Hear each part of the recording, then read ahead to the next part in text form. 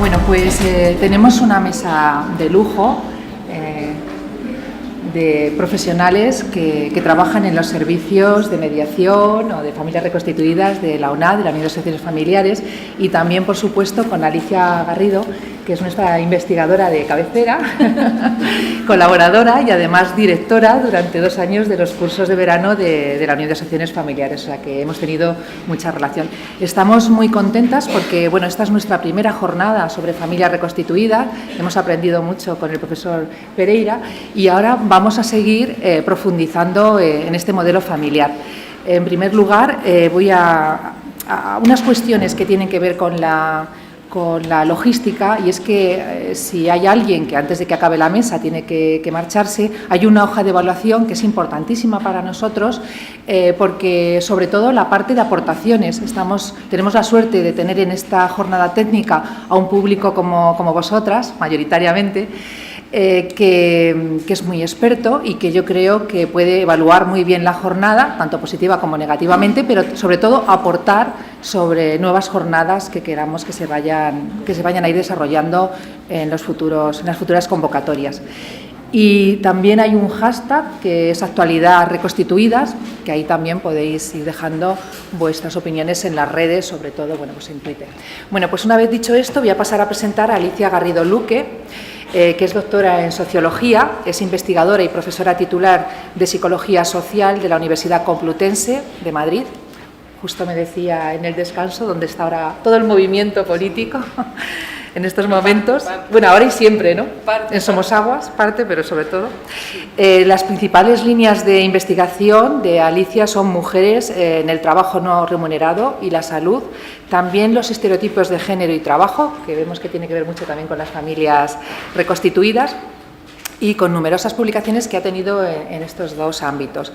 También ha sido colaboradora en el Consejo Superior de Investigaciones Científicas en el equipo de María Ángeles Durán, así como con la investigación trabajaste con ella en una investigación sobre estereotipos de género con varias universidades también brasileñas y concretamente con la Universidad Federal de Paraíba y la Universidad de Salvador.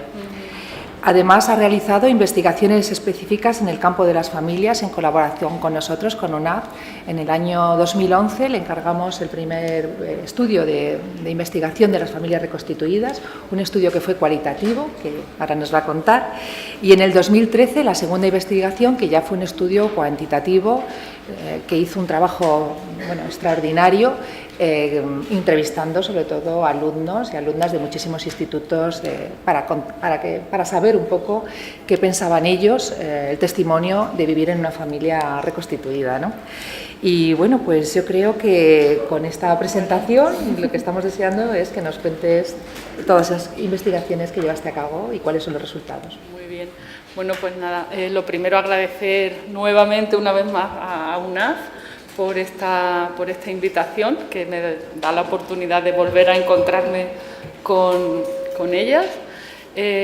Agradecer no solo la invitación, sino la labor que hacen por la difusión de los problemas de las familias en general, pero específicamente de las familias reconstituidas. Es una de las pocas instituciones que ha prestado atención reiterada a este ámbito. Y bueno, y antes de empezar, decir que me va a costar mucho, después de la interesantísima y maravillosa charla que me ha precedido, me va a costar mucho aportar cosas nuevas, pero bueno, en la medida de lo posible voy a intentar hacerlo desde otra visión, que es la visión de la sociología o de la psicología social, pero del ámbito de la sociología.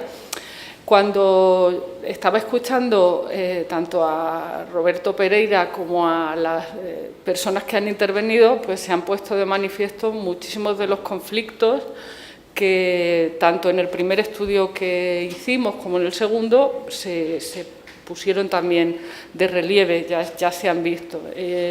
Desde la sociología, que es lo que nos preguntamos, o qué intentamos analizar, hasta qué punto el contexto social y estructural en el que estamos contribuye a resolver o a acentuar este tipo de conflictos. Las personas y las familias no viven en un vacío, sino que viven en una estructura social, con una cultura, con unos valores, con unas definiciones de lo que es una familia, de lo que no lo es. Y en el contexto actual, a pesar de que cada vez son más las familias que se separan del modelo tradicional, el imaginario colectivo sigue estando alrededor del modelo tradicional de familia. Es decir, la familia, si hacemos una encuesta pequeña a nuestro alrededor, la mayoría de la gente define familia acudiendo a la imagen tradicional de la pareja heterosexual con hijos que viven en la misma casa. Esto no solo lo hace la población, sino que también es una definición que está asumida por la mayoría de las instituciones y, en concreto, por las instituciones que elaboran las estadísticas, que, bueno, pues, en principio nos puede parecer algo neutral y que no tiene mucho que ver con la vida cotidiana de una familia, pero que a la larga es uno de los referentes estructurales que dan forma a la forma en la que uno vivencia la familia. Me estoy refiriendo a la principal fuente de datos sobre estadística, que es el censo de población. Cuando hicimos el primer estudio, que, como ha dicho Julia, era un estudio cualitativo, en ese estudio lo que hicimos fue entrevistar a miembros de parejas reconstituidas, es decir, personas adultas. Cuando hicimos aquel primer estudio, hace unos años, la cifra que arrojaba el censo sobre familias reconstituidas era de un 3%, y nos parecía poco, pues porque conocemos muchas. Intuitivamente pensábamos que esa cifra las familias reconstituidas estaban subestimadas. Cuando hicimos el segundo estudio, unos años después, el censo de población ya había elevado el porcentaje de familias reconstituidas al 6%, que nos seguía pareciendo poco. ¿A qué se debe que las familias reconstituidas estén infravaloradas en las estadísticas oficiales? Que tiene sus implicaciones, es decir, si algo está infravalorado, no se le presta luego atención a la hora de crear políticas para intervenir o apoyar a este tipo de unidades familiares. Ninguna estadística es neutral, aunque parezcan muy objetivas. Cuando se pregunta algo en sociología, siempre hay una ideología en las preguntas que se hacen, y en este caso, lo que hay detrás de esos datos, en donde la familia reconstituida está infravalorada, es una definición de familia tradicional, en donde se utiliza el criterio de consanguinidad y el criterio residencial. Es decir, para el censo de población, familia son un conjunto de personas unidas por lazos de consanguinidad y que residen en el mismo hogar. Ahí empieza el primer error. Se equipara familia con hogar. Sin embargo, si nos situamos en la nueva realidad de las familias y, sobre todo, si nos situamos más que en la perspectiva de las personas adultas, para quien en general la familia es su hogar, en la perspectiva de los menores, vemos que cada vez son más quienes tienen dos hogares, sobre todo aquellos menores que han vivido la separación de sus progenitores. Tradicionalmente, la familia reconstituida entraba en la definición tradicional, es decir, la familia reconstituida normalmente se producía hace años o por viudedad de uno de los progenitores o por el emparejamiento de una mujer que había tenido el hijo soltera. En este caso era muy sencillo, se reproducía la lógica de la familia nuclear y no había ningún problema de definición en las estadísticas, una familia y un hogar. Actualmente la mayoría de las familias reconstituidas proceden de separaciones y en ese caso la persona adulta también puede seguir cómodamente o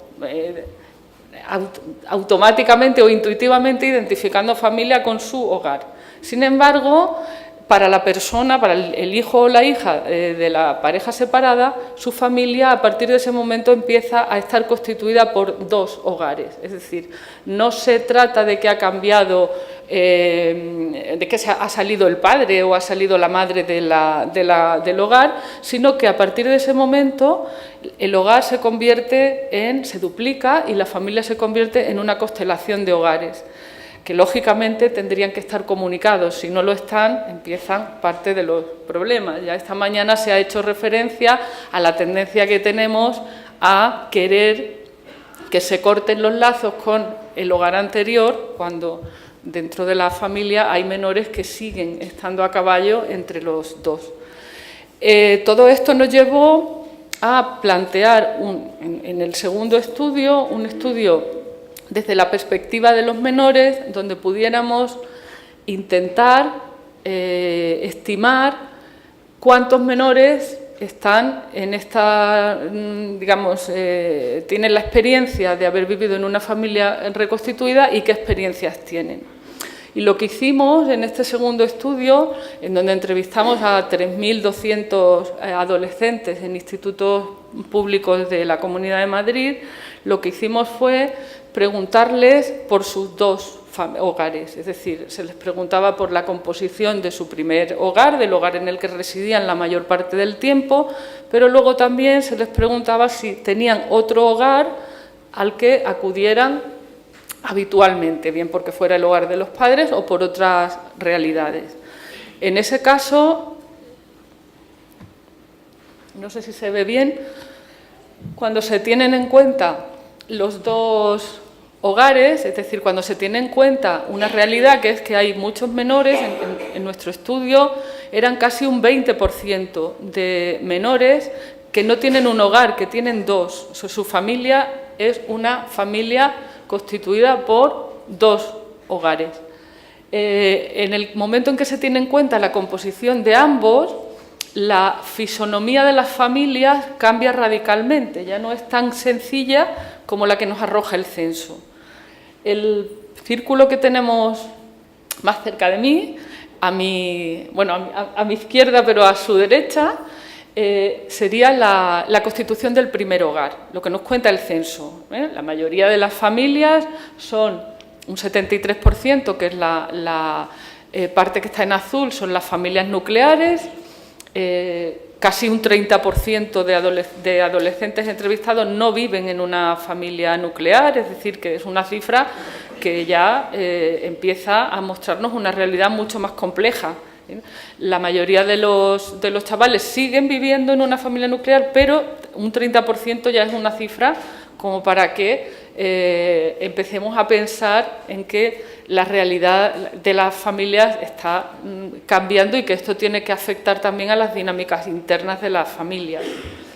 Lo que tenemos en verde es el porcentaje de hogares monoparentales cuando se considera únicamente la composición del hogar en el que se reside la mayor parte del tiempo. Si nos fijamos en la zona en verde que hay en el círculo de la derecha de ustedes, vemos que se reduce a un 6%. Es decir, muchas de las familias que en las estadísticas están siendo consideradas como familias monoparentales, no son realmente familias monoparentales, son hogares monoparentales, pero una constelación familiar. Es decir, el progenitor o la progenitora que vive en ese hogar sí tiene una familia monoparental, pero el menor no. El menor tiene un hogar monoparental, pero está conectado con otro. Es una familia reconstituida. Las familias reconstituidas que aparecerían en amarillo y en gris, se puede ver que aumentan en su composición. Es decir, que en una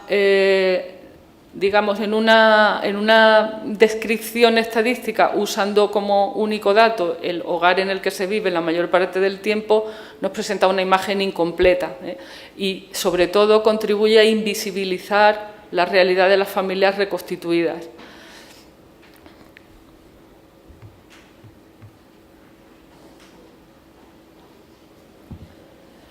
La mayoría de las personas o de los adolescentes entrevistados cuyos padres habían protagonizado una separación han vivido en algún momento una reconstitución familiar. Es decir, que esto hace que el dato o la cifra de familias reconstituidas todavía aumente. Cuando utilizamos estadísticas del censo o de cualquier otra fuente, nos presentan una foto fija y estática.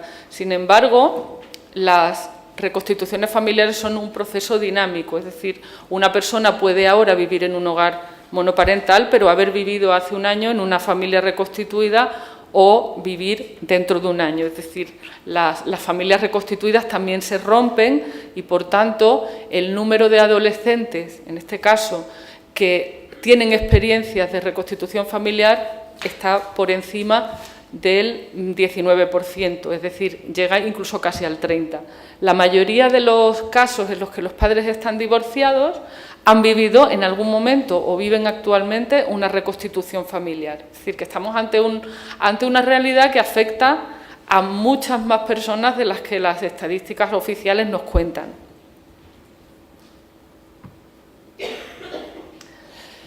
¿Qué implicaciones tiene también el hecho de la reconstitución familiar para lo que es, digamos, la descripción, la foto familiar? La foto familiar no solo cambia porque aparezcan nuevas figuras adultas, hay un duplicado del padre o un duplicado de la madre, sino que cambian también porque cambian estructural y dinámicamente las relaciones entre hermanos. En la parte azul tenemos el porcentaje de personas, de adolescentes que no tienen hermanos, son un 24%. Esto también es un dato que tenemos que tener en cuenta. Cada vez hay más personas, más parejas, en donde hay un hijo único o una hija única. Es decir, hay una realidad que no tiene nada que ver con las reconstituciones familiares, pero que nos hace que adivinemos tendencias sociales que van a afectar al futuro de las familias. Hay mucha gente que no va a tener hermanos, en la familia nuclear también. Lo digo porque la familia reconstituida, la reconstitución familiar, en este sentido, puede aportar algo muy positivo a esas personas que no tienen hermanos. Hay personas que no tienen hermanos en su hogar de origen, pero que pueden tenerlos debido a una reconstitución familiar. Y es un potencial que habría que tener en cuenta a la hora de trabajar puntos fuertes de estas familias.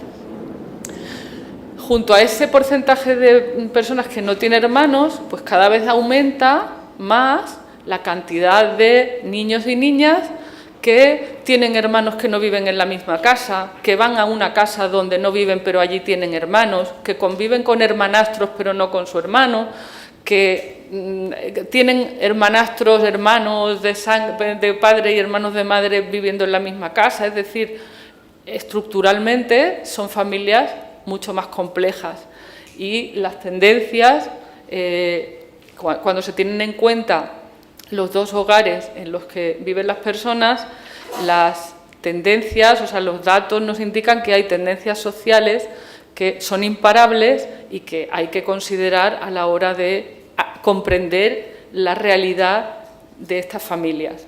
Es decir, las familias no están solas ahí, cada familia en su mundo, sino que viven en un contexto social determinado por estas tendencias que van a influir. Todas estas tendencias se dan mientras la definición social de la familia no está cambiando. O sea, estamos asistiendo a un cambio de las familias, pero las mentalidades no están cambiando a la misma velocidad. Todavía seguimos aferrados al imaginario del hogar nuclear. Dejando ya la parte estadística, voy a describir el estudio cuantitativo. Aporta, bueno, se intentó recoger información sobre muchas variables. No tenemos tiempo para exponer todo lo que se sacó de esa encuesta. Entonces, bueno, he seleccionado algunas de las los datos que me han parecido más interesantes, no solo por en sí mismos, sino porque nos retrotraen a aspectos muy interesantes del estudio anterior. En el estudio anterior, que como ya he dicho fue un estudio cualitativo, donde se entrevistó a madres, padres, padrastros y madrastras, voy a usar el término por economía, bueno, pues surgieron algunos puntos muy conflictivos, algunos se han comentado esta mañana, y a la hora de hacer el estudio cuantitativo nos planteamos, pues, interrogarnos, pues, qué piensan los hijos y las hijas de estas cosas. Y uno de los puntos más conflictivos que había salido en el estudio anterior, sobre todo expresado por la madrastra, también por el padrastro, pero con otros matices, es la relación entre las parejas de los progenitores y los hijos e hijas de la pareja, que como ya se ha visto esta mañana es complicada, es decir, no quiere decir eso que sea negativa, pero es más compleja, las relaciones son más complejas que en una familia nuclear donde ya vienen dadas por la definición social de la familia. ¿Qué piensan los niños de las parejas de sus progenitores? Bien, aquí tenemos una primera aproximación. Bueno, la pregunta que se les hizo, una de ellas es, en una escala del 0 al 10, o del 1 al 10, donde el 1 es muy mal y el 10 es muy bien, ¿cómo te llevas con la pareja de tu madre o cómo te llevas con la pareja de tu padre? Y bueno, ¿con quién ven que se llevan mejor? Claramente la relación con la madrastra parece más complicada que la relación con el padrastro. Si se fijan, pues en el caso de la relación con el padrastro, la mayoría se concentran en los extremos superiores de la escala del 1 al 10, mientras que la relación con la madrastra tenemos pues ahí un 17, casi un 18%, muchísimo mayor que en el caso del padrastro, que ha dicho que muy mal, es decir, que se ha ido al extremo más negativo. Es cierto que también hay un porcentaje considerable de personas que la han calificado de muy buena, pero ya tenemos a la muestra más polarizada, es decir, ya no hay tanto consenso, aquí se ven más problemas. Esta imagen,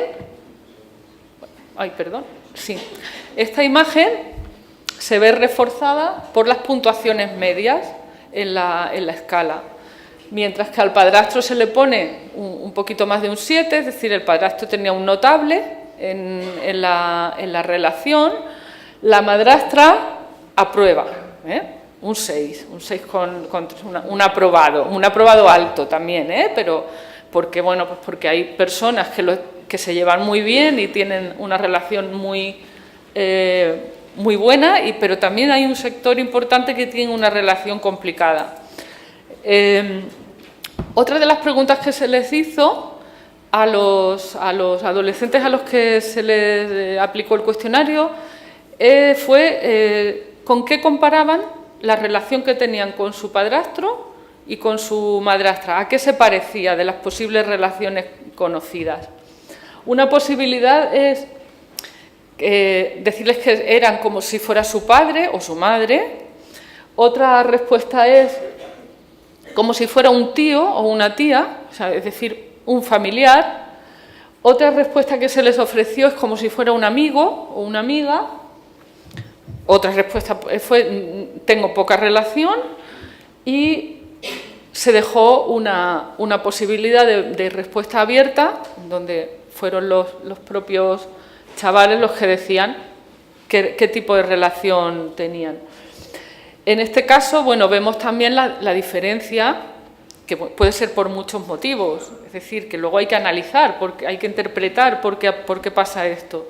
Pero tenemos la parte en azul, es las personas que consideran a la pareja al madrastro o a la padrastra como si fueran su padre o su madre, pues tenemos de nuevo el porcentaje de chavales que equiparan el padrastro con el padre, un 24%, es 3 veces mayor que quienes lo hacen con su madre. Es decir, es muy raro, muy poco frecuente, aunque hay un 8%, un 9%, pero es muy poco frecuente que un chaval nos diga que su madrastra es como si fuera su madre, que tiene con ella la misma relación, sí.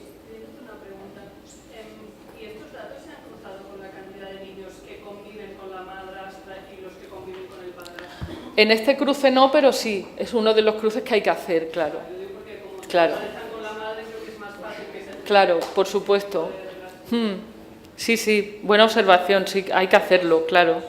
En el caso de los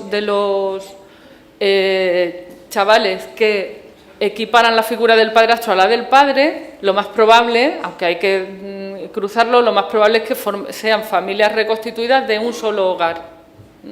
Hay familias reconstituidas de un solo hogar, es decir, donde la pareja del padre o de la madre ha sustituido al progenitor ausente, el otro progenitor biológico no está en escena, y ahí lo que se hacen es reproducir las pautas de la familia nuclear. Entonces, es probable que eso ocurra en esas familias. Como es más frecuente que eso pase en un hogar constituido por la madre que en uno constituido por el padre, eso puede explicar. También puede explicarlo el hecho de que en general, tanto en familias reconstituidas como en familias nucleares, como en familias monoparentales, incluso en aquellos chavales que no viven ni con el padre ni con la madre, que viven con su abuelo, la valoración de la madre es mayor que la del padre, en general. Entonces, bueno, pues sí que puede haber también otra explicación, que la madre, hay otro vínculo con la madre que lleva a que sea más difícil crear esa sustitución. En el caso, vemos de nuevo que la valoración, la cantidad de personas que no tienen relación con la pareja del padre es mayor también, es decir, que se plantea también a través de esta pregunta las diferencias entre la relación con la madrastra y con el padre. La parte en amarillo eran preguntas abiertas en donde es muy difícil clasificarlas, pero en general implican una relación negativa, es decir, o de indiferencia, de desinterés, no considero esa figura, o sea, no es que no tengan relación, pero no la definen. Mayor también en el caso de la madrastra que en el caso del padrastro. Estos datos, bueno, son datos meramente descriptivos que nos tienen que llevar a plantearnos por qué es más complicada la relación con la madrastra que la relación con el padrastro. En general, ¿por qué en general? Esto no quiere decir que no haya familias que lo han resuelto de una manera poco conflictiva. Y esto nos lleva a algunas consideraciones del primer estudio y, sobre todo, a lo que se ha dicho aquí esta mañana, que ha expresado tanto el ponente como algunas de las personas que han intervenido. Hay una cierta ambigüedad en los roles que deben desempeñar las parejas de los progenitores. Esa ambigüedad está vinculada a la falta de institucionalización de estas familias, es decir, el hecho de que sigamos con el esquema mental de la familia nuclear nos lleva a no tener definiciones para las personas que tienen estas nuevas estructuras familiares. Cuando una persona aparece en la familia de su pareja con hijos e hijas, se encuentra que no sabe qué hacer, no sabe qué papel tiene que desempeñar. Hay una cierta ambigüedad. Esta ambigüedad se plantea, y esta mañana ya se ha señalado, sobre todo a la hora de imponer autoridad, de poner normas. Aquí se han planteado algunas de las dificultades, hasta dónde puede uno llegar a la hora de ponerle normas a los hijos de la pareja, cómo se tienen que hacer para que una madrastra o un padrastro tenga la capacidad de poner normas o tenga el consenso o la legitimidad familiar para poner normas. Esto nos retrotrae al estudio anterior que hicimos, en donde entrevistando a personas adultas, también nos pareció que la pareja del padre, es decir, la madrastra, estaba sometida a un mayor nivel de estrés. Como era una investigación cualitativa, pues tampoco pudimos generalizar, pero nos dio la impresión de que las mujeres a las que entrevistamos estaban sometidas a un mayor nivel de estrés que sus contrapartidas varones. Entonces, bueno, pues sí que tenían algún conflicto, pero el nivel de estrés era menor. Y el ámbito en el que ellas expresaban más angustia, más ansiedad, era el ámbito relacionado con la ambigüedad que tenían a la hora de poner límites y las contradicciones que había a veces entre un tipo de roles y otro. Me explico. Tengo que ir acabando. Vale. Lo explico brevemente. La hipótesis de trabajo que surgió de aquel primer estudio es que en el caso de la pareja del padre, es decir, en el caso de la madrastra, el alto nivel de estrés está muy vinculado a la persistencia de una división tradicional de roles de género dentro de las familias reconstituidas. Es decir, por una parte hay una estructura familiar compleja y, sin embargo, se sigue teniendo en la cabeza primero el hogar nuclear y, segundo, los roles de género tradicionales. ¿Qué es lo que ocurre en el caso de la pareja del padre? Por una parte se le dice que debe mantenerse al margen a la hora de poner normas, de convertirse en figura de autoridad, debe ocupar un segundo plano. Esa es la recomendación que se hace a las parejas de los progenitores, es decir, situarse en un segundo plano y mantener una relación, sobre todo afectiva, pero no excederse a la hora de poner normas, no intentar educar al hijo de otro.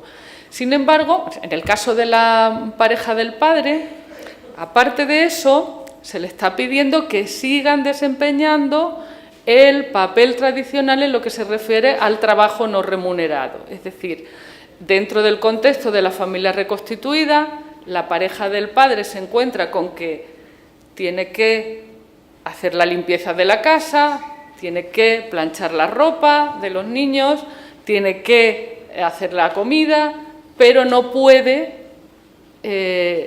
imponer normas. Es decir, dentro del funcionamiento de un hogar es complicado asumir la limpieza y no imponer unas normas de cómo hay que mantenerla. Entonces, en ese sentido, la pareja del padre no solo se encuentra con ambigüedad, sino que se encuentra con un importante conflicto de roles. Lo que se le pide como mujer en esa casa se le pide lo contrario como madrastra. Es decir, lo que se le pide como madrastra, que es que se mantenga al margen, entra en conflicto con lo que se le pide como mujer. Aparte de el peso de la socialización en el rol maternal que, como esta mañana también se ha señalado, hemos tenido y que nos llevan a veces a las mujeres a asumir un papel maternal que no es el nuestro. Y nos resulta más complicado que a la pareja de la madre mantenernos al margen. En el caso de los varones, asumir los roles que se recomiendan para un padrastro es más sencillo porque no entra en confrontación con el rol tradicional del padre. Como no hay tiempo, simplemente, bueno, en el segundo estudio lo estuvimos tanteando. No era un estudio realizado para comprobar esta cuestión, pero hicimos una pregunta sobre qué cosas hacían la pareja del padre y qué cosas hacían con ellos la pareja de la madre.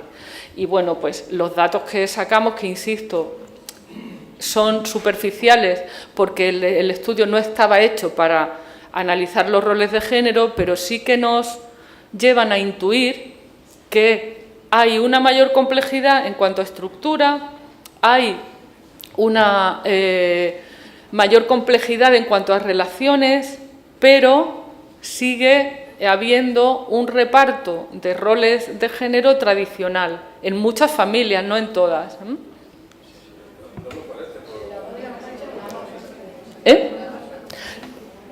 Tengo que comentar una cosa. En general,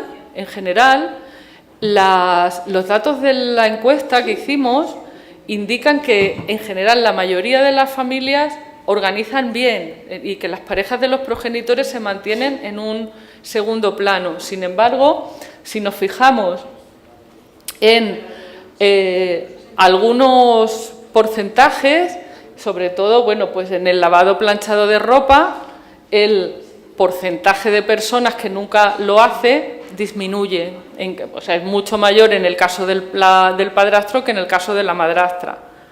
Claro.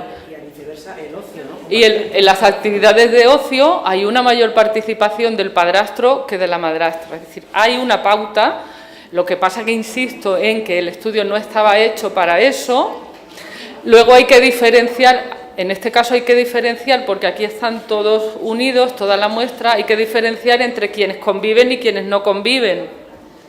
Entre familias reconstituidas donde el hijo del padre va cada cierto tiempo al hogar de la pareja y al revés, pero simplemente los datos nos apuntan a la dificultad de definir nuevos roles de género dentro de estas familias, que encierra una dificultad. Y esta mañana ya se ha señalado en alguna de las intervenciones qué es lo que hace, por ejemplo, una pareja en la que, aparte de haber hijos de cada uno, hay hijos en común. Se adopta un papel con los hijos en común y otro con los propios a la hora de poner normas o de...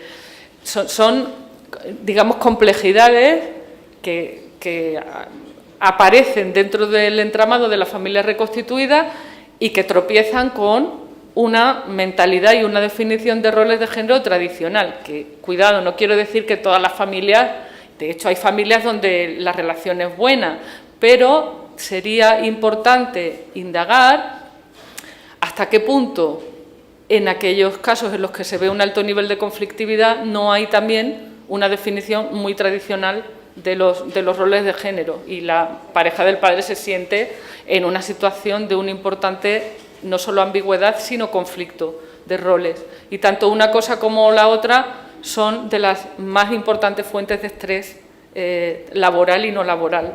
Y con esto acabo y, bueno, contesto. Si os parece, dejamos al final de que los ponentes intervengan, dejamos un espacio para que hagáis como media hora de preguntas y tal, o sea que para poder continuar. ¿No? Bueno, muchas gracias, Alicia. Nada, gracias. Vamos a dar paso ahora a Gregorio Gullón Arias. Gregorio Goyo, para nosotros, para el compañero de UNAV, es titulado en Trabajo Social, es terapeuta familiar y de pareja y mediador familiar, con más de 15 años de experiencia en atención e intervención con las familias. Actualmente es el responsable del Servicio de Mediación para Familias con Hijos e Hijas Adolescentes, es experto en adolescentes, se puede decir, y además desde el año 2011 en UNAV, y además desde el año 2015 lleva el programa de atención y orientación a familias reconstituidas. Ambos, por supuesto, son servicios gratuitos que tenemos en la Unión de Asociaciones Familiares en UNAV.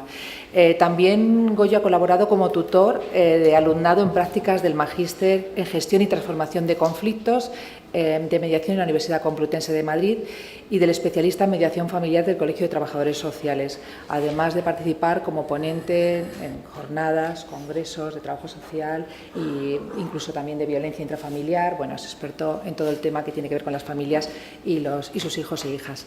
Tiene una ponencia muy interesante que se llama Lo único que quiero es que seamos una familia feliz, ¿no? Supongo que es un ruego que hacen las familias cuando llegan al servicio. Sí, es una petición. Sí. Buenas tardes a todos. Lo primero, que te pidan hablar de familias reconstituidas después de Roberto y después de Alicia, pues es un placer, pero la verdad es que es una faena también, porque poco más se puede añadir. Así que me vais a perdonar que vuelva sobre algunas ideas que vosotros habéis expresado maravillosamente. Bueno, cuando ya hace más de 25 años UNAV pone en marcha el servicio de mediación en separación y divorcio, ya fuimos conscientes, como nos decían Montalvo y Abelson, que el divorcio en sí mismo no es dañino para la familia, pero siempre que la estructura familiar que se arme después sea funcional, que la reorganización familiar sea adecuada. Asimismo, como comentaba Julia, años después ponemos en marcha el servicio de mediación para familias con hijos e hijas adolescentes. Veíamos que muchos chicos sintomáticos en estas familias no eran sino la manifestación de divorcios difíciles y de reorganizaciones familiares disfuncionales. El aumento del número de familias reconstituidas, como han dicho ya mis compañeros, año tras año, puso en evidencia la necesidad de no solo ayudar a las familias en el momento que se separan, sino de acompañarles también en el momento que aparecen nuevas figuras adultas, tanto en sus vidas como en las de sus hijos. Las familias reconstituidas, como hemos visto, van a suponer un profundo cambio en la estructura y mapa de funcionamiento respecto a la familia nuclear. El conocer las necesidades específicas de este modelo familiar y la problemática que genera la reconstitución es totalmente necesario de cara al diseño de políticas públicas, políticas de familia que ya no se van a poder seguir enfocando únicamente bajo el prisma de la familia nuclear o de la familia tradicional. Y bueno, este fue el motivo de los dos extensos y, bajo mi punto de vista, maravillosos estudios de Alicia para UNAV, y donde se evidenció la necesidad de poner en marcha un recurso que atendiera la problemática específica de este modelo.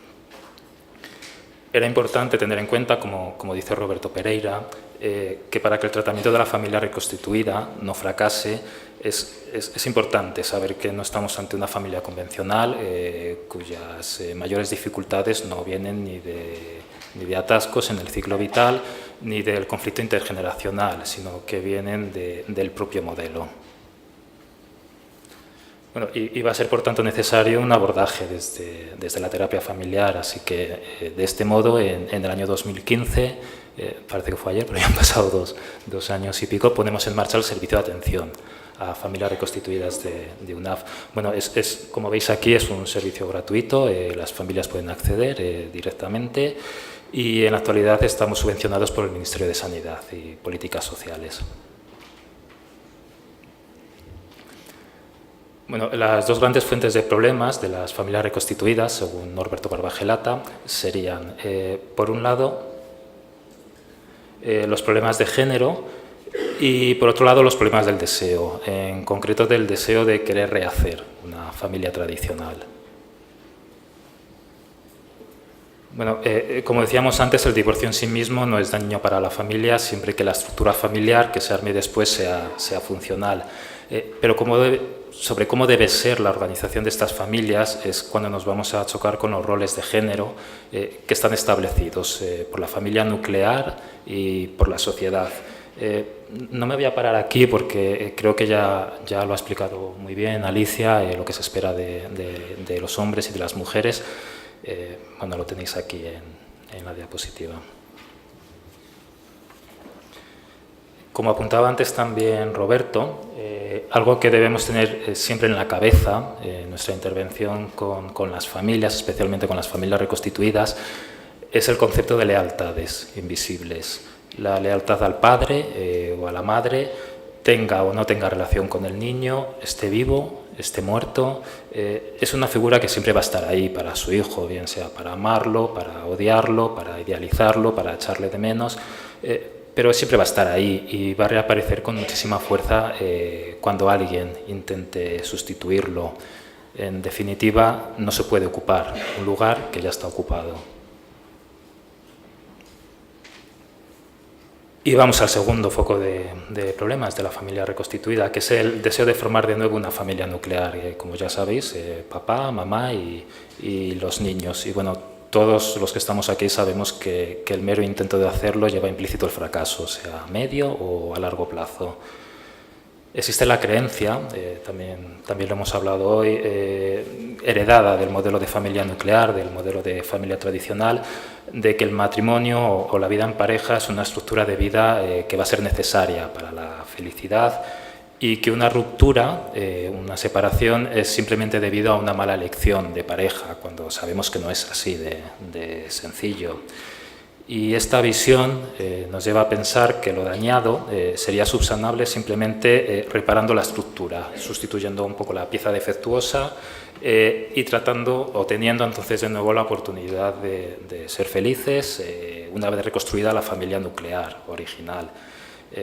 En estos casos, la reconstitución familiar es entendida como la sustitución simplemente de un miembro por otro y no como una organización familiar nueva con un nuevo mapa de funcionamiento. Nos vamos a encontrar entonces, sigo insistiendo en lo que ha dicho Roberto, con una elaboración quizás no demasiado adecuada de la pérdida que supone el punto de partida en estas familias, que es el divorcio o la separación de la anterior pareja. De hecho, vemos en nuestro trabajo, bueno, Begoña, mi compañera, os lo puede decir muchísimo mejor que yo, en el servicio de mediación de separación y divorcio, de parejas que tras años de divorcio físico, de divorcio legal, no ha habido un divorcio emocional todavía y están enganchados todavía en la pelea.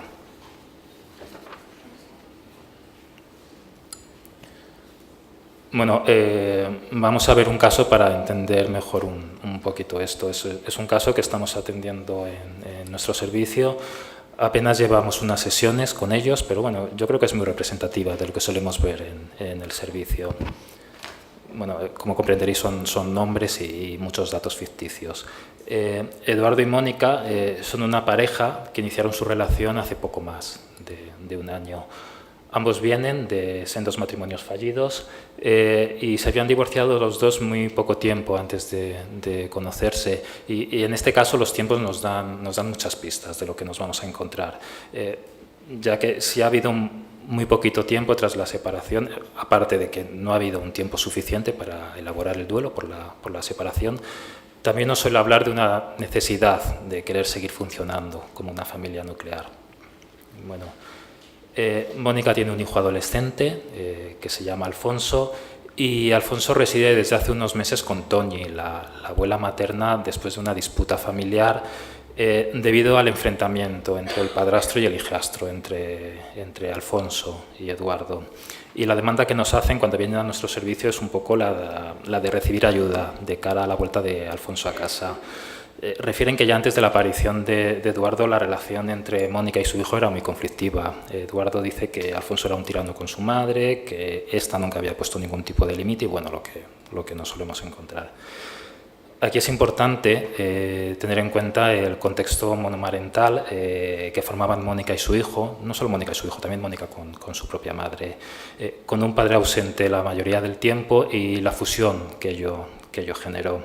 Y bueno, sabéis que es la figura de la pareja quien viene a romper esa fusión. Y en las familias donde reina la fusión no existen los límites y no suelen existir las normas, ya que estos significan conflicto y el conflicto significa separación, con lo cual se acaban tolerando y justificando muchos comportamientos disruptivos en estos chicos adolescentes. Creemos que Mónica busca en Eduardo al sujeto normativo, que ella no es capaz de ser con su hijo. Y la evitación del conflicto, sabéis que es un modo de funcionar que se transmite de padres a hijos, ya que en una sesión sale el hecho de que Toñi, la abuela materna, es una mujer profundamente religiosa. Cada vez que Alfonso la lía, la manera de solucionarlo es poniéndose a rezar, diciendo que bueno, eso es lo que va a ayudar al chico a portarse mejor. Bueno, Eduardo también nos comenta que la abuela ha hecho siempre lo que ha querido con su hija Mónica y también nos habla del padre de Alfonso. Nos habla negativamente, claro, nos dice que, bueno, que ha sido un vividor y que nunca se ha ocupado de nada. Vemos cómo se han establecido unas relaciones muy competitivas, no ya solo de Eduardo con el ex y con la abuela, sino entre los vínculos de pareja y los vínculos maternofiliales. Bueno, hablamos con Eduardo y Mónica de dónde vienen, de sus familias de origen y de sus anteriores relaciones, para poder entender un poquito cómo se entrelazan sus historias en la actualidad. Toni, la madre de Mónica, es natural de Holanda. Vino a España embarazada buscando al padre, un español que había retornado. No sabemos muy bien los motivos, pero bueno, el caso es que este señor no quiso saber nada. Toni decide entonces dejar a Mónica con los abuelos maternos en Holanda y quedarse ella en España a trabajar para poder sacar a su hijo Alfonso adelante. Cuando Mónica tiene 4 años, su madre la trae consigo a España, ya que conoce a un hombre, Juan, con el que se casa. Según nos refiere Mónica, nos dice: yo siempre pensé que Juan era mi padre verdadero, era quien me cuidaba, ya que mi madre siempre estaba fuera trabajando. Toni, la manera que tiene de cuidar es trabajar para que no le faltara nada a su hija. Bueno, Mónica nos cuenta con mucho dolor cómo tras la separación de su madre de Juan, cuando ella es una niña, ya le pide a Juan el poderse quedar a vivir con él, no con su madre, y esta le dice que no es posible, que él no es su padre, tiene que irse con su madre. Pero para Mónica fue lo más parecido a un padre, aunque él nunca pretendió serlo. Y esta es una de las paradojas en las familias reconstituidas, que cuando las nuevas parejas no intentan ser el padre o la madre, acaban siendo una figura lo más parecido a ello. Y bueno, esto también quizás nos ayuda a entender la búsqueda de Mónica para su hijo de una figura parecida a la que fue Juan para ella.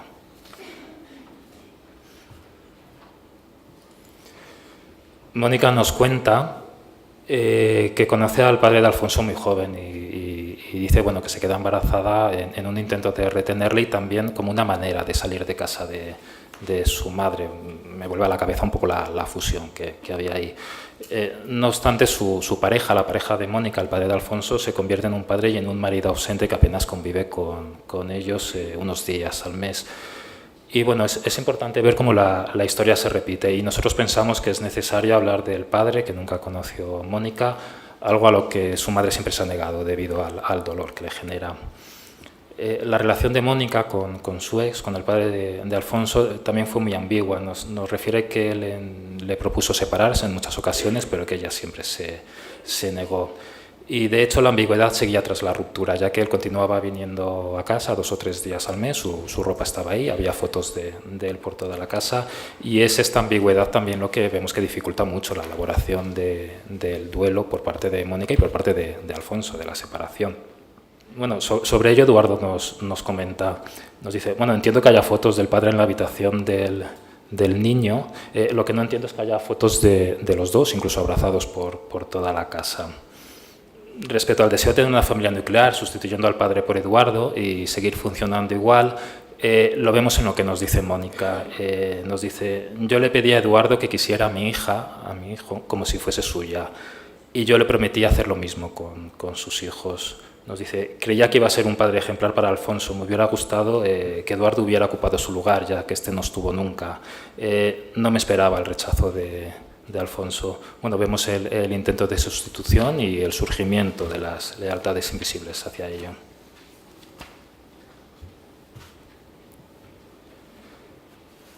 Por su lado, Eduardo nos dice, me gustaría que fuésemos una familia normal.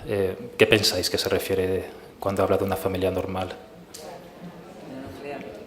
Papá, mamá y los niños.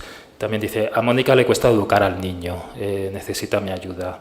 También nos dice, bueno, cuando yo llegué tuve que poner todo en orden, tuve que pedirle al padre que se ocupara de los gastos, me ocupé de todos sus gastos, me tuve que enfrentar a la madre de Mónica, no permití que Alfonso la siguiera maltratando. Bueno, vemos como Eduardo es triangulado en todos los conflictos que mantiene Mónica. Tiene muchas dificultades para colocarse no solo como pareja, se coloca y le colocan, no ya solo como el padre de Alfonso, también incluso podemos entender un poco como el propio padre de Mónica, como una especie de caballero andante que viene a rescatarla de todos sus embrollos. Bueno, en la historia de Eduardo no hemos tenido todavía ocasión de profundizar, pero sí hemos visto que viene de una familia con un padre muy autoritario y muy normativo, bueno, un estilo educacional que evidentemente Eduardo ha heredado y que su rol de educador en sus anteriores relaciones ha sido un rol muy central en su vida. Así que os podéis imaginar, bueno, pues los choques que esto ha generado entre, no solo con Alfonso, sino también con Mónica. En fin, bueno, es obvio que ninguno ha elaborado bien el divorcio, la pérdida originaria, y están intentando replicar las familias nucleares que fracasaron, y esto les está llevando al más absoluto fracaso y a la mayor desesperanza. El conocer sus historias es lo que nos ayuda a entenderles y poderles ayudar. De nada serviría que llegaran y empezar a darles pautas sin antes entender pues de dónde vienen sus necesidades de replicar la familia nuclear que fracasó. Y es aquí, como comentaba Roberto antes, donde radica la complejidad de la intervención con las familias. Relacionado también con este deseo de querer rehacer una familia nuclear tras la separación, y como hemos visto en el caso anterior, se encuentra la idea de que va a ser en la relación de pareja donde cada uno de sus miembros va a poder reparar las necesidades insatisfechas en su familia de origen. Todo aquello que no hemos recibido en nuestras primeras relaciones, en nuestra familia, nos llevan a una búsqueda continua de satisfacción de dichas necesidades en nuestras relaciones de adulto.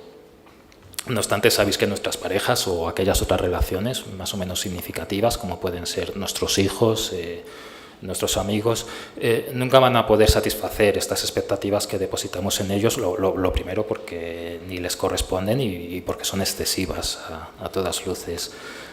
Pero la intimidad de la relación de pareja sí genera la esperanza de poder recibir lo que no se obtuvo en la relación con los padres. Y bueno, cuando esto no es así, se sentirá que la pareja no es lo suficientemente atenta a nuestras necesidades y se va a reaccionar en contra de él o de ella con muchísimo malestar y con muchísima necesidad. En muchas ocasiones se va a culpar a un tercero en forma de chivo expiatorio a quien se acusará de ser el motivo por el que nuestra pareja no puede darnos todo lo que necesitamos. Y en las familias reconstituidas, bajo mi punto de vista, este chivo expiatorio suele ser muchas veces los hijos de la pareja. Bueno, os cuento otro caso que también estamos atendiendo y que nos ayuda a entender todo esto un poco mejor. Bueno, Isidro y Natalia son una pareja joven que mantiene una relación desde hace varios años. Isidro tiene un hijo de una relación anterior, Jesús, al cual cuando se separó podía tener consigo los fines de semana alternos, el régimen de visitas normal. Natalia nos cuenta que los días que Jesús estaba con su padre, ella no quería tener contacto con ellos.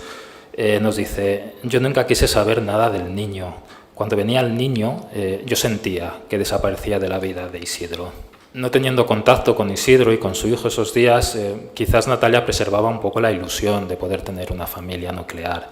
Y observamos como los dos vínculos, el paterno-filial y el de pareja, tienden a entrar en competitividad. Es un error, no son vínculos comparables. Y el perdedor además siempre va a ser el vínculo de pareja. Lo primero porque es anterior en el tiempo, al contrario que en la familia nuclear. Y bueno, y porque pase lo que pase, Isidro y Jesús van a seguir siendo padre e hijos toda la vida, y por otro lado, Isidro y Natalia serán pareja mientras quiera, estén bien. Bueno, todo se precipita cuando apenas unas semanas después de haber comenzado la convivencia en común, Isidro y Natalia, fallece la madre de Jesús repentinamente y Jesús se traslada a vivir con ellos, podemos decir un poco en plena luna de miel, después de haber empezado a vivir juntos. Isidro recuerda el inmenso dolor que padeció porque su hijo se quedara sin madre y su dolor por el rechazo de Natalia a su hijo. Nos dice, solo deseo que ella acepte a mi hijo y que pueda integrarse en mi relación con él. Pero bueno, quizás un poco lo que espera es que Natalia se haga cargo afectivamente de un niño que acaba de perder a su madre, en cierta manera que la sustituya. Por su parte, Natalia es capaz de hacer la siguiente reflexión. Natalia es una persona que tiene muchísima capacidad de pensar bien y de reflexionar. No es el niño el que me provoca el rechazo, sino la pérdida que he tenido desde que su madre falleció. Bueno, aquí quizás nos está hablando de la pérdida de la intimidad y fusión en su relación con Isidro. Esta intimidad presente siempre en los primeros momentos de una relación siempre es rota por un tercero que pueden ser amigos, el trabajo, aficiones, ya que es imposible mantener la fusión, la intimidad de la etapa inicial. Si no entra el tercero a meter un poquito de distancia emocional en la pareja, la relación siempre muere por asfixia.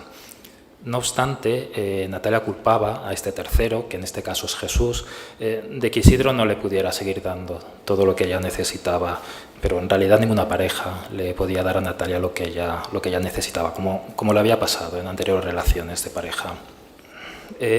Natalia también nos habla de la pérdida de no poder formar una familia nuclear. Nos dice: sin la muerte de la madre, mi vida habría sido toda con él. Hubiera sido mi familia, lo que yo entiendo por familia, él, yo y nuestros hijos.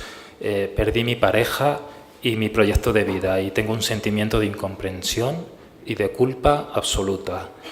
Bueno, estos sentimientos de incomprensión y de culpa son generados por la ambigüedad de la pérdida, por su sentimiento de rechazo a un niño que acaba de perder a una madre. Se siente culpable por no poderse adaptar a las expectativas de rol de madre afectuosa que su pareja y la sociedad en general depositan en ella.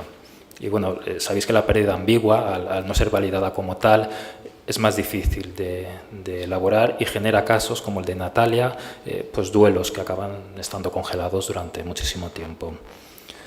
Todos estos sentimientos, claro, se entrelazan con los de Isidro. Él nos dice: es muy injusto y doloroso que mi hijo la quiera y ella le rehuya, que le trate como le trata. Como nos dice Luigi Cancrini, en cada paciente que entra por la puerta tenemos que ver al niño que sufrió. Es por ello que con Natalia y con Isidro también, bueno, pues vemos de dónde vienen, de sus familias, de conocer sus historias y ver cómo se entrelazan. Natalia nos comenta que creció en una familia que pertenecía a una congregación religiosa y esta congregación, por lo que nos cuenta, se podía ver como una gran familia aglutinada, donde los límites de quien ejercía un poco la autoridad, la parentalidad, quedaban bastante difuminados entre los padres y las figuras notables de la congregación. Nos dice que sus padres tienen una muy alta formación intelectual, pero que nunca se pudo apoyar emocionalmente en ellos.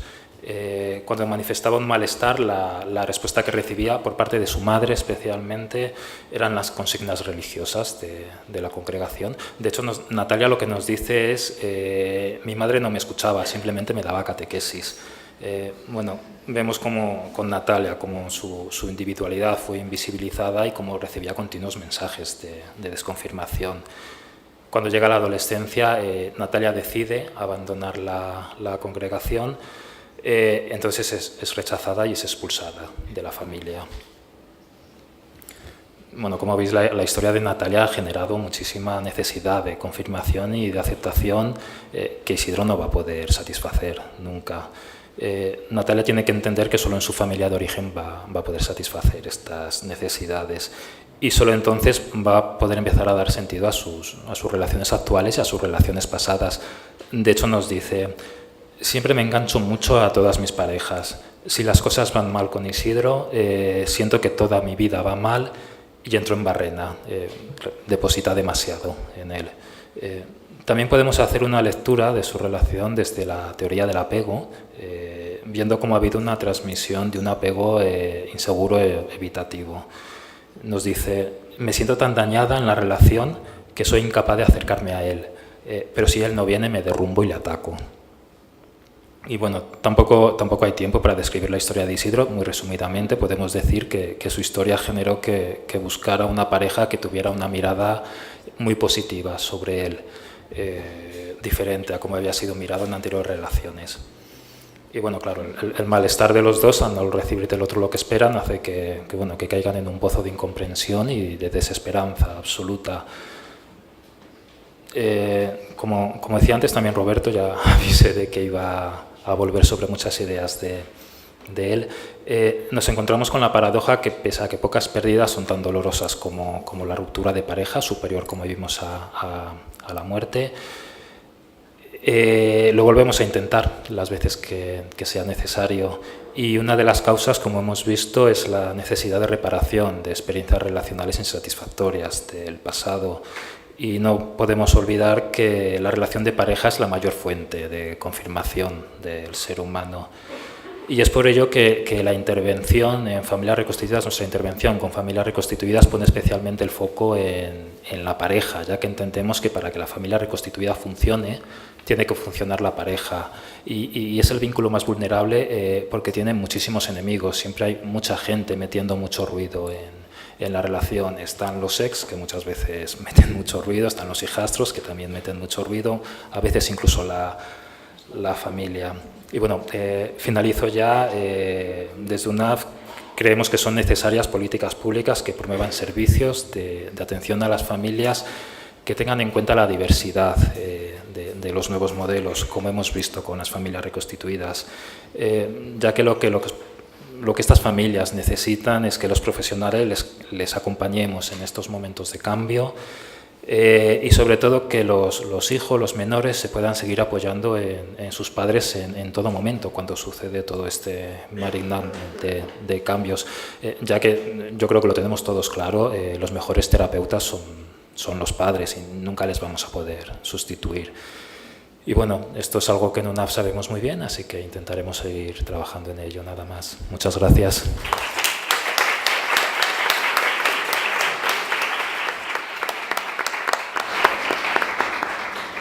Muchas gracias, Goyo. La verdad es que ha sido una suerte poder hacer la guía que os hemos entregado al inicio, la guía de familias reconstituidas, donde aprovechamos estos dos maravillosos estudios de Alicia Garrido, junto con Fernando Izaguirre, que también es autor de la guía, y también con la experiencia y la práctica de Goyo. Y bueno, creo que ha salido además una guía que es muy interesante y que está muy en positivo todo lo que es este proceso, con unas ilustraciones de Mónica Carretero que son maravillosas, ¿no? Y al final está la historia de Lorena, que es precisamente pues como un ejemplo, como los ejemplos que nos ha puesto Goyo, para que se pueda leer en familia lo que supone para un menor pertenecer a una familia reconstituida, siempre en positivo pero con dificultades, esa forma de ir adentrándose poco a poco y adaptarse a este tipo de familia. Bueno, y ahora tenemos la suerte de, a continuación, escuchar a Begoña González Martínez, que es mediadora, bueno, es abogada en ejercicio desde 1983. No. He hecho un pacto con el diablo, pero no tanto. No, desde luego. Bueno, Begoña es mediadora, además familiar, del Servicio de Mediación Familiar de UNAV desde el principio, un servicio que está especializado en los casos de separación, ruptura, divorcio, tanto de parejas convivenciales como matrimonios, como era al principio, ¿no? Ahora ya hay también más diversidad desde su creación, y además, bueno, yo creo que la convierte en una de las primeras mediadoras familiares de nuestro país, junto con Carlos y un grupo que se formó pionero hace bueno, fue en el año, a ver, no me voy a ir a 1800, pero en el 90, en el año 1990, gracias al apoyo del Ministerio en ese momento, formó un grupo de profesionales de la mediación y de ahí partió todo, o sea que UNAV es una entidad pionera junto con estos profesionales.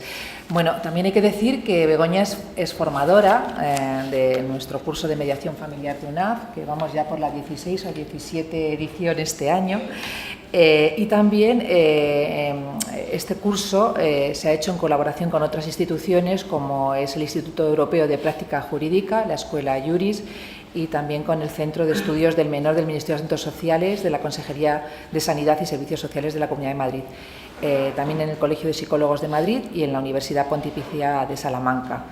Yo creo que entre otros, más o menos resumido, ahí se ha hecho en colaboración el curso. Y bueno, además es una de nuestras ponentes principales del equipo de mediación y también en medios de comunicación, ¿no? Ha escrito artículos, un libro sobre el divorcio, ¿no? No sé si uno más, bueno, ahora lo cuentas, y sobre todo muchas publicaciones como experta que es en esta materia. Y bueno, la ponencia se llama Retos Jurídicos y realmente es un reto jurídico hablar de familias reconstituidas porque estamos en algo que es muy nuevo, ¿verdad? Sí. Y bueno, pues estamos encantadas de escucharte, Begoña. Bueno, muchísimas gracias, Julia, por la presentación, a los ponentes y, por supuesto, a todos los asistentes por la atención prestada a lo largo de toda la mañana, y ya a estas horas tan avanzadas, pues voy a restar un tiempo que espero que no sea muy largo. Lo hemos llamado la ponencia precisamente las familias reconstituidas, los retos jurídicos, porque es otro reto, otro desafío que tiene ante sí el derecho ante esta realidad social que son las familias reconstituidas, esta realidad social que, como ha dicho Alicia Garrido, pues todavía las estadísticas oficiales no hablan de un 6%, pero parece que es mucho más, pues por esos datos que dice Alicia, que no están contrastados, ¿no?, de la consanguinidad y la residencia, y además es una tendencia imparable. Ante esa realidad social, como a muchas otras, pues la ley siempre va, digamos, un paso atrás, ¿no?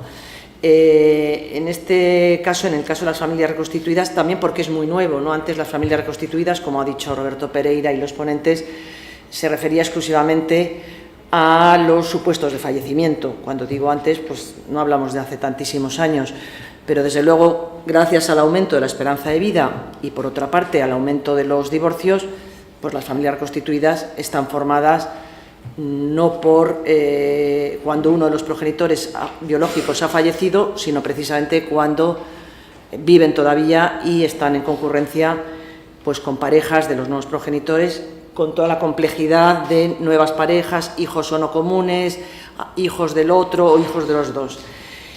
Frente a toda esa realidad, pues compleja y diversa, pues desde el derecho, en la Asociación de Abogados de Familia a la que pertenezco y muchos operadores jurídicos, pues se plantean pues dudas que ya han salido aquí esta mañana. De momento, pues la principal, ¿qué rol pueden ejercer esas nuevas parejas de los progenitores? Si pueden compartir o no el ejercicio de la responsabilidad parental, si es conveniente que lo hagan, si tienen derecho a relacionarse con los menores en la misma posición que los progenitores, si están obligados esos no progenitores, pero parejas de los progenitores, a prestar alimentos a esos hijos que no son suyos, a contribuir a los gastos de esos hijos, si tienen derecho a prestaciones sociales o a permisos laborales relacionados con los hijos, cómo se van a articular las relaciones de esos hijos con las familias extensas, es decir, con los abuelos, con los tíos, con los primos. Algo que también ha surgido aquí esta mañana, si se van a aplicar los mismos criterios educativos para todos los menores de esta nueva familia. Y luego también, pues, qué sucede cuando hay ruptura de esas familias reconstituidas o cuando hay el fallecimiento del progenitor biológico. ¿Qué pasa entonces? Si se podrá o no establecer un régimen de comunicación, estancias y guarda con esos hijos que no son biológicos. Y ya, digamos, para cerrar este cúmulo de preguntas, pues también, pues desde el derecho nos preguntamos pues si es conveniente, deseable, que se regulen todas las funciones de estas nuevas figuras, ¿no?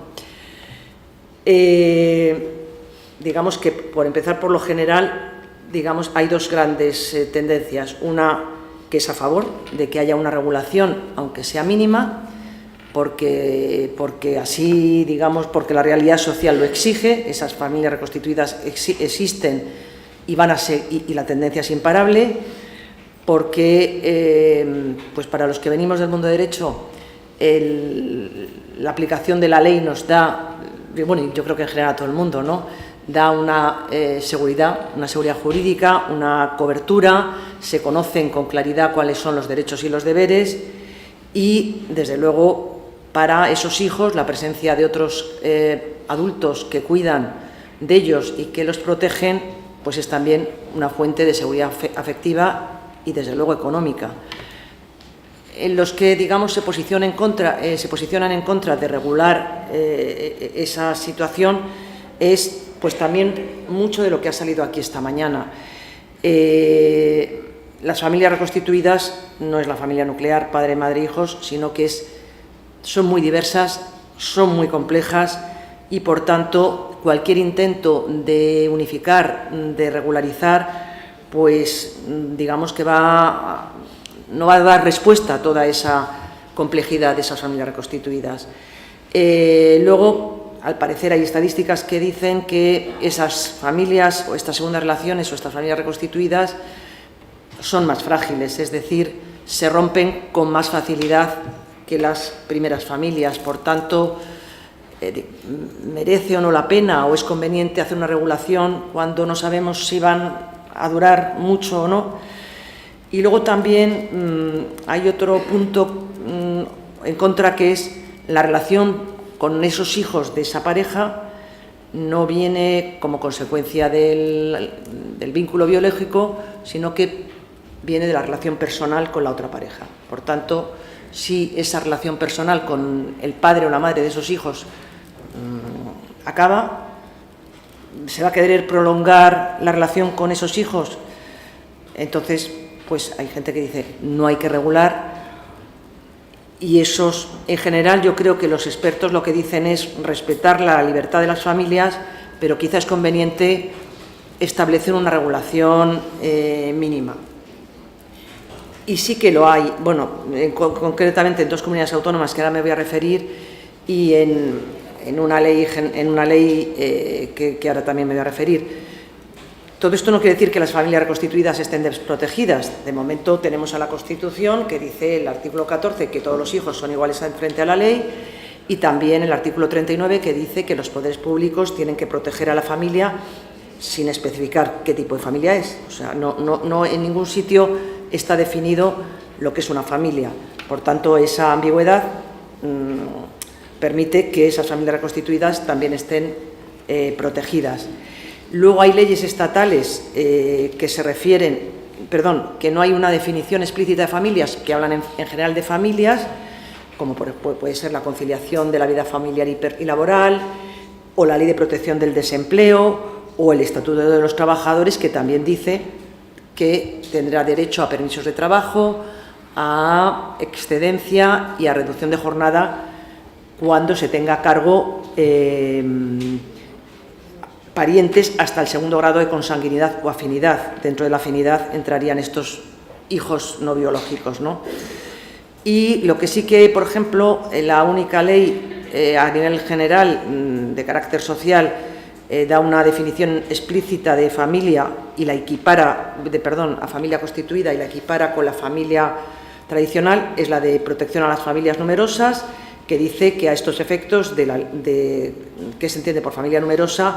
Es la integrada por 1 o 2 ascendientes con 3 o más hijos, sean o no comunes.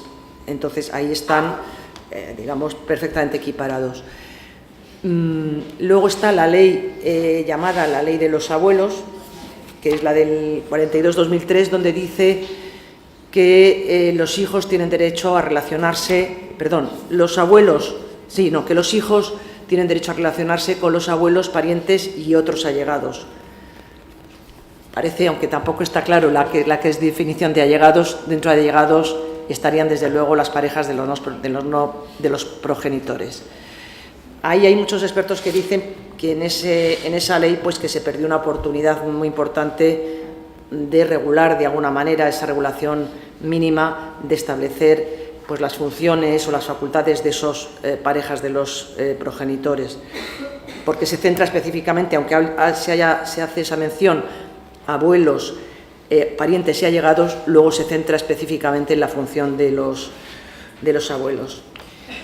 Y el Código Civil no dice nada más que en un artículo que se refiere a la sociedad de gananciales, que dice que la sociedad de gananciales sí que tiene que contribuir a la alimentación y educación de los hijos de uno solo de los cónyuges cuando viven en el hogar familiar. O sea que sí que está la obligación, pero hay que estar casados, en primer lugar, casados en régimen de gananciales, y en este caso sí que existe la obligación de contribuir a alimentar a todos los hijos que convivan, sean o no comunes. Más allá de esto, el Código Civil no dice nada, es decir, que no hay ninguna función legal atribuido. Yo también, por simplificar, voy a decir padrastro o madrastra, y además el Código Foral de Aragón, como veremos ahora, habla de padrastro o madrastra. Es una expresión que tiene mala prensa, pero de momento es la que existe, ¿no?, en castellano. Pues decía que el Código Civil no establece ninguna función, es decir, no tienen la representación legal de los hijos, no pueden tomar decisiones y no pueden intervenir en los aspectos relacionados con los menores, y eso está provocando, pues desde luego, problemas importantes, porque hay situaciones cotidianas urgentes que en ausencia del progenitor biológico, de los dos progenitores biológicos, simplemente porque estén de viaje, alguien hay que tomar una decisión urgente, hospitalizar al hijo, una intervención quirúrgica, cualquier decisión de este tipo que afecta a la salud y a la educación. Ahí lo puede hacer el que está viviendo con ese hijo, a lo mejor desde hace años. Pues la ley no dice nada, salvo en dos comunidades autónomas, que son Aragón y Cataluña. En Aragón, que se habla de la autoridad familiar del padrastro o madrastra, la autoridad familiar es, para entenderlo, la patria potestad, las responsabilidades parentales. Y ahí sí que se dice, pero con muchas restricciones, que el cónyuge del único titular de la autoridad familiar sobre un menor, que compartirá la autoridad familiar el cónyuge del único titular de la autoridad familiar sobre un menor que conviva con ambos. Bueno, el lenguaje jurídico ya sabéis que luego hay que traducirlo un poquito para entendernos todo el mundo, ¿no? Bueno, pues ¿qué quiere decir? Que, primero, si hay un único titular de la patria potestad, es decir, si hay un solo progenitor que tenga la patria potestad, bien porque el otro haya fallecido o bien porque esté privado de patria potestad, el que sea cónyuge de ese progenitor ejerce la autoridad familiar. Por tanto, hay una limitación importante. No tiene que haber dos progenitores biológicos, sino tiene que haber, puede haber dos, pero o hay uno solo porque el otro ha fallecido, o hay dos progenitores biológicos y ese segundo no ejerce por ausencia, por incapacidad, la patria potestad. Y, en segundo lugar, tiene que ser cónyuge ese otro. No puede ser una pareja estable o conviviente. Es una limitación importantísima. Pero, a cambio, se le reconoce la autoridad familiar, es decir, lo que es el ejercicio de las facultades parentales a todos los niveles.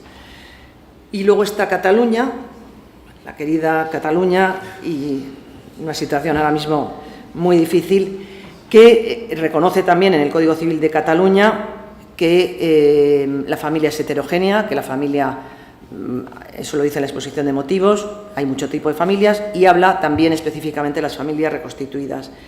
Y dice en varios de sus artículos que esas parejas tienen que contribuir a los alimentos de esos hijos, aunque no tiene que sustituir al progenitor biológico. También dice que los hijos tienen derecho a relacionarse no solamente con los abuelos, los hermanos, sino de más personas próximas, es decir, entrarían estas parejas. Y luego además se le reconoce la facultad para tomar decisiones, pero solamente en la vida diaria. No es como en Aragón, que le reconocen la autoridad familiar, sino que aquí puede tomar decisiones, pues eso, las de la vida diaria. No hace falta que sea cónyuge, es decir, pueden ser parejas, y no hace falta tampoco que residan permanentemente esos hijos con esas parejas. Luego sí, si hay desacuerdo entre el progenitor y esta pareja, ¿qué criterio prevalece? El del progenitor. Y si hay un riesgo inminente, más allá de las decisiones cotidianas, si hay un riesgo inminente para el menor, entonces sí que puede tomar todo tipo de decisiones, pero desde luego tiene que informar inmediatamente a su cónyuge conviviente y también al otro progenitor. De estas funciones que recogen estos dos códigos forales, lo que no se recogen son, más obligaciones ni más derechos, es decir, ese hijastro luego no puede, salvo el caso de Cataluña, exigir alimentos. No puede exigir alimentos si esa pareja se rompe, y desde luego esos hijastros, salvo que haya un testamento, por ley, no tienen tampoco derechos sucesorios respecto a ese padrastro o a la madrastra, ¿no? Por tanto, pues vemos que hay muchos problemas que conviene, aunque sea dar una pincelada jurídica, y otros problemas que se presentan, porque esto es durante la convivencia, pero otros problemas importantísimos es qué ocurre si el progenitor biológico fallece o se produce una ruptura de esa familia reconstituida. Lo digo porque, claro, en estos casos, como todos sabemos, los hijos, cuando hay convivencia o no, establecen relaciones afectivas y pueden ser intensísimas y vínculos con esas parejas, ¿no? Entonces, ¿qué sucede, por ejemplo, si después de varios años de convivencia con ese padrastro o madrastra fallece el padre o la madre? En ese caso la ley es clarísima, en la guarda y custodia le correspondería siempre al otro progenitor biológico. Pero a veces pasa que ese progenitor biológico a lo mejor ha tenido poco o nulo contacto con ese menor. Entonces, eso es una realidad social que hay que atender. Y luego también que hay que atender a si existen, lo que también han planteado los ponentes, algo frecuentísimo, los que se llaman los hermanos de vínculo sencillo, o sea, no de padre y madre, pero ese hijo convive con hermanos de su madre y padrastro, o padrastro y madrastra. Y bueno, también ahora estoy pensando, por supuesto, cuando hablo de madre y padre, no asociemos, porque ya no se puede asociar a mujer y hombre, ¿no? Desde el reconocimiento del matrimonio homosexual y la posibilidad de adoptar, etcétera, ¿no? Pues en ese caso, el Código de Aragón y el de Cataluña, el Código de Aragón nos dice que si ha fallecido el único titular de la autoridad familiar, el otro puede tenerlo en su compañía, pero estamos hablando de que se ha fallecido el único, no que exista todavía el otro progenitor. Y el Código catalán sí que permite, pero excepcionalmente dice que la autoridad judicial, con el informe del fiscal, puede atribuir la guarda y demás responsabilidades parentales al cónyuge o conviviente en pareja estable del progenitor difunto, pero hay que escuchar al menor, por supuesto, bueno, eso ya casi siempre, y desde luego hay que escuchar a ese progenitor biológico sobreviviente. Y luego también en Cataluña se especifica que pueden tener derecho a relacionarse con los hijos, pero se exige un periodo de convivencia de al menos 2 años. Esto lo relacionaba un poco con lo que decía Roberto esta mañana, ¿no? A los allegados, a lo que llama el Código Civil allegados, que son pues los que no son padres, los que tienen una relación intensa o análoga a la del padre o madre, ejercen funciones, protegen a los hijos. ¿Qué tiene que hacer, no? Decía Roberto, el allegado, ese padre o esa madrastra o ese padrastro, querer mucho a los hijos, ¿no? Decías, darles afecto, dar vinculación, pero parece que las tendencias dentro de la ley van a exigirles algo más que darles cariño y afecto. Se está pensando en que contribuyan a los gastos de los hijos y, desde luego, también se está pensando que tengan un periodo de convivencia. Es decir, que si no hay convivencia estable anterior, pues a lo mejor, bueno, establecer la guarda, desde luego, va a ser complicado, aunque sí van a poder tener derecho, como los abuelos o como otros parientes, a relacionarse con esos hijos. Lo que pasa es que también el problema que surge con estos padrastros o madrastras es el mismo que surge con los abuelos. Cuando hay que establecer tantas visitas y estancias a favor del progenitor no biológico, pues a veces porque el tiempo es el tiempo, da poco margen para que los hijos puedan relacionarse con el padre y la madre con el que no han convivido. Además, con sus abuelos paternos o maternos y además con las parejas, es decir, pues de lunes a domingo, pues, y luego con todas las ocupaciones que evidentemente tienen los niños, pues va a dar tiempo a que esa pareja a lo mejor lo vea lo que sea, 2 horas al mes, ¿no? Entonces, bueno, pues todo eso son, digamos, esos retos jurídicos. Sí quería hacer una última referencia a la mediación familiar, porque desde luego todas las leyes autonómicas de mediación familiar, bueno, todas no, porque salvo Baleares, Canarias y Galicia, todas las leyes de mediación familiar sí que contemplan que pueden ser objeto de mediación todos los conflictos que surjan con estas familias. Todas las familias reconstituidas pueden venir a mediación familiar, no solamente a resolver, digamos, los conflictos de la convivencia, sino también cuando hay ruptura, cómo se relacionan, qué tiempo van a estar con cada uno de ellos, incluso qué contribución alimenticia, qué facultades tienen. Pues todas las leyes autonómicas lo contemplan, salvo, como ya digo, Baleares, Canarias y Galicia, porque hablan, estas 3 leyes autonómicas, dicen que solamente son objetos de mediación aquellas personas que tienen relación de parentesco. Por tanto, claro, en este caso no hay parentesco como tal. Bueno, pues esas son las pinceladas que da, digamos, esos retos jurídicos. Hay algún autor que se plantea también que para que el derecho de familia empiece a dar respuestas, pues hay que plantearse que la parentalidad no va unida a la biología. No hay por qué asumir, de hecho, bueno, pues muchas veces pasa que el padre o la madre biológica no ejerce esa función o deja de ejercerla y, sin embargo, lo están ejerciendo otras personas, ¿no? Por eso se habla ya de conceptos como la parentalidad social, es quien está ejerciendo esas funciones de crianza, de protección, de cuidado, económicas. Esas personas son las que deben, digamos, tener derecho a relacionarse con los hijos o la pluriparentalidad, es decir, que padres biológicos, madres biológicas, padrastros, madrastros, todos ellos de la manera diversa, compleja y difícil, pues están ejerciendo esas funciones. Entonces, pues desde ese punto de vista y desde esa realidad social, el derecho de familia pues tiene que aproximarse. Muchísimas gracias.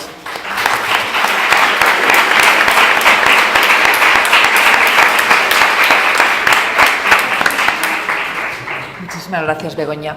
Bueno, yo creo que podemos dar unos minutos de palabra, 10 minutillos, aunque retrasemos un poquito, porque seguramente hay alguna consulta, alguna pregunta que queráis hacer. Nada, Alicia, es que antes me quedé con ganas de hacerte 1000 preguntas porque me pareció súper interesante, pero bueno, una sola en concreto. Hablabas de que, de alguna manera, el conflicto que más reportan las madrastras es ese conflicto entre que se les exige que cumplan las tareas del hogar, pero que no pongan normas, ¿no? Y que ahí hay un conflicto. Y yo te quería preguntar si en el tipo de entrevistas que hicisteis y tal, se contemplaba también, digamos, de alguna manera, el trasfondo emocional de ese conflicto, porque para mí, como madrastra que soy y conozco otras madrastras, de alguna manera detrás de ese conflicto hay otro más fuerte, que es el mandato social de querer a los niños como si fueran tuyos y primero que esto es algo como muy difícil de determinar, ¿no? ¿Cómo quieres a un niño como si fuera tuyo? Entonces, de alguna manera, asumir las tareas de la casa no es solamente ese rol de división de tareas, sino tu manera de querer a los niños como si fueran tuyos, ¿no? Entonces, por eso te quería preguntar si las respuestas eran solamente así a nivel superficial o si también de alguna manera, bueno, quedaba reflejado ese tipo de conflicto o si es una cosa solamente anecdótica que me ha pasado a mí pero no a las demás, vamos. Sí, me parece una muy buena pregunta. En el estudio primero, que era un estudio cualitativo, quizá me he expresado mal, no es que el conflicto que más afloró fuera ese, sino que fue uno de los conflictos dentro de una profundidad que, como hoy me he centrado en el otro estudio, no he podido transmitir. Por supuesto que emergieron más cosas. El estudio, como era cualitativo, no pretende decir qué es lo más frecuente ni lo menos frecuente, sino ahondar en los procesos. Y en el caso de las madrastras, que yo diría que más que una exigencia es una expectativa, efectivamente se espera de ellas también una implicación emocional, digamos un rol maternal, pero también hay una autoexpectativa. En el caso de las entrevistas que se hicieron, surgió ese tema con cierta frecuencia. Y bueno, yo no voy a profundizar en lo que son los procesos psicológicos que estas mujeres tenían, que no me compete porque tampoco tenía material para ello, pero por vislumbrar un poco las tendencias, nos encontramos con, en la mayoría de los casos, eran el papel, como he dicho antes, de la madrastra era complicado, pero había una minoría de familias en donde se había resuelto bien. Entonces, algunas de las cosas que las diferenciaban es que en el caso de esta familia, que bueno, diría que eran muy poquitas, pero verbalizaron ese sentimiento de no querer igual, o sea, eran familias donde había hijos propios y hijos de la pareja, y además convivían en algunos casos, y tenían ese conflicto de ser conscientes de que no querían igual a sus hijos que a los hijos de la pareja, pero había habido una elaboración de ese sentimiento y la persona llegó a tomar la decisión de asumir que ella no los quería igual, pero que no se le tenía que notar. Es decir, que en el trato, en la convivencia cotidiana, los niños no tenían que percibir tan claramente que había diferencias. En otro extremo había otra entrevista que, bueno, pues que fue también muy llamativa, en donde la persona decía que quería exactamente igual a sus hijos que a los hijos de la pareja, que es el caso más, digamos, un caso típico de negación de un sentimiento, por tanto, y resolución, ¿no? Porque a lo largo de la entrevista se iban viendo las contradicciones. Entonces, por supuesto que ese tema salió, pero bueno, no me ha dado tiempo pero sí que salió. Es más complejo de la expectativa de trabajo doméstico. Que solamente saber si tenemos acceso en vuestra página web, en la página web de UNAV, tanto a tus dos estudios, Alicia, como a las publicaciones de Begoña, o sea, si podemos leer, informarnos mucho más de todo lo que ha habido aquí en la página web de UNAV. No sé. Bueno, están grabándose las intervenciones, hay un canal de YouTube, UNAV, y estarán colgadas, o sea que se puede...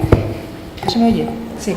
No, que digo que están grabándose las intervenciones y hay un canal en la página web de UNAV, es el canal de UNAV YouTube, y ahí se pueden volver a ver, y sí que hay del estudio, creo que hay unas conclusiones colgadas en la página, y tenéis ahí nuestro teléfono y un correo para cualquier consulta que queráis hacernos a cualquiera de los ponentes.